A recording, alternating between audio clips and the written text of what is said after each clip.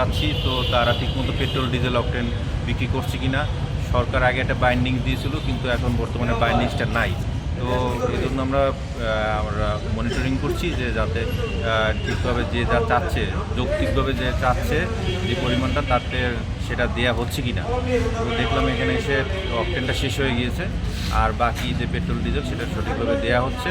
একটা একটু ঝামেলা হচ্ছিল, একজন যা চাচ্ছিল তাকে একটু কম দেওয়া হয়েছিল, তো সেটা আমরা বলে দেওয়ার পরে তাই সে যা চাচ্ছিল সেটা দেওয়া হয়েছে। এবং এমনও দেখেছি যে একটু আগে একজন আসছিল যে 2000 টাকা 2000 লিটার সে চেয়েছিল, যে এটা অযৌক্তিকভাবে সেটা চাওয়া যাবে না। তো আমরা ওনাদেরকে ইনস্ট্রাকশন দিয়েছি যাতে যৌক্তিকভাবে যে পরিমাণটা দেওয়া যায় ওই পরিমাণটা সবাইকে পাবলিককে সার্ভ করার জন্য। পিরোজপুরের পেট্রোল পাম্পগুলো কোনো অসঙ্গতি পেয়েছেন কিনা? জি, কোনো অসঙ্গতি পেয়েছেন কিনা, মানে নিয়ম? অসঙ্গতি আমি যেটা বললাম সেটা পেয়েছিলাম, ওই অনেককে দেয়া হচ্ছে, অনেকে দেয়া হচ্ছে না, তো সেটা আমরা নিষেধ করে গিয়েছি, তারপরে তারা দিচ্ছে। তো আমাদের এই অভিযান অব্যাহত থাকবে। ধন্যবাদ।